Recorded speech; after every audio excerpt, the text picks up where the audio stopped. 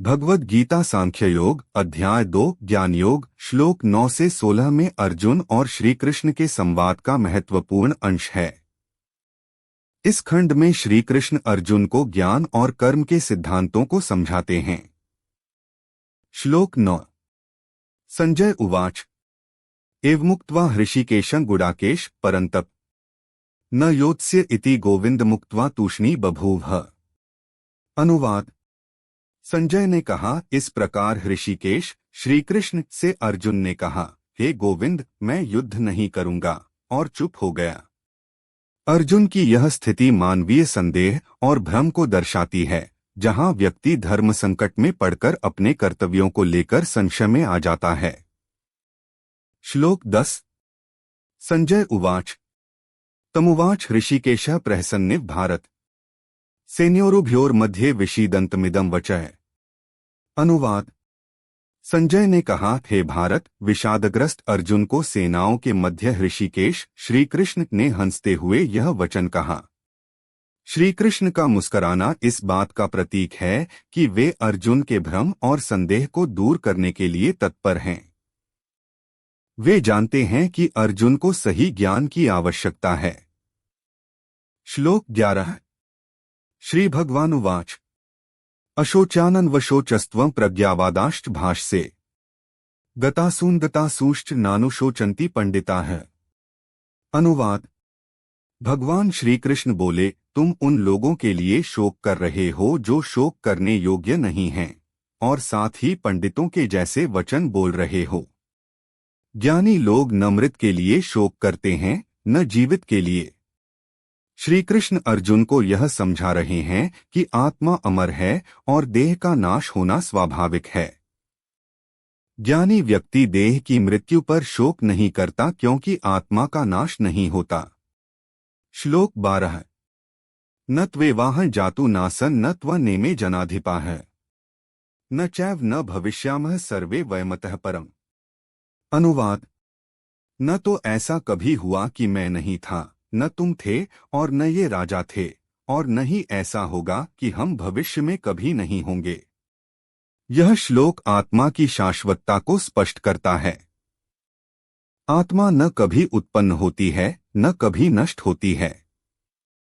यह शाश्वत, अविनाशी और सनातन है। श्लोक 13 देहिनोऽस्मिन् यथा देहे कौमारं यौवनजरा तथा देहांतर प्राप्तिर्धीरस्तत्र न मुह्यति। अनुवाद जिस प्रकार इस शरीर में रहने वाला आत्मा बाल्यावस्था, युवावस्था और वृद्धावस्था को प्राप्त करता है, उसी प्रकार वह एक शरीर को छोड़कर दूसरे शरीर को प्राप्त करता है। धीर व्यक्ति इसमें मोहित नहीं होता। यह श्लोक पुनर्जन्म के सिद्धांत को समझाता है। आत्मा एक देह से दूसरी देह में यात्रा करती है, जैसे व्यक्ति जीवन के विभिन्न अवस्थाओं से गुजरता है।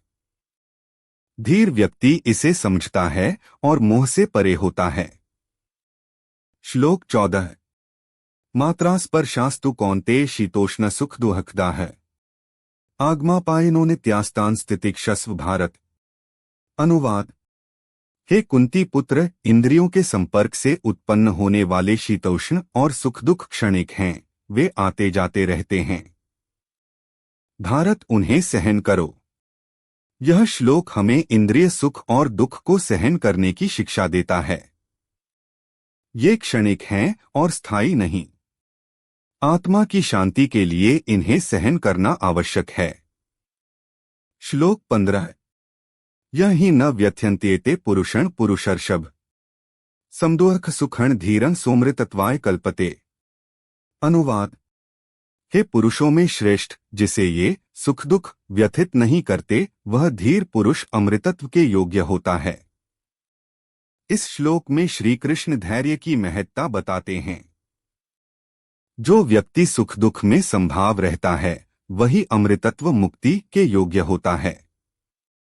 श्लोक 16 नास्तो विद्यते भावो नाभावो विद्यते सतः उभयोरपि दरिष्टोन्तस्त्वन्योस्तत्वदर्शिभिः। अनुवाद असत जो नहीं है का कोई अस्तित्व नहीं है, और सत जो है का कभी अभाव नहीं होता।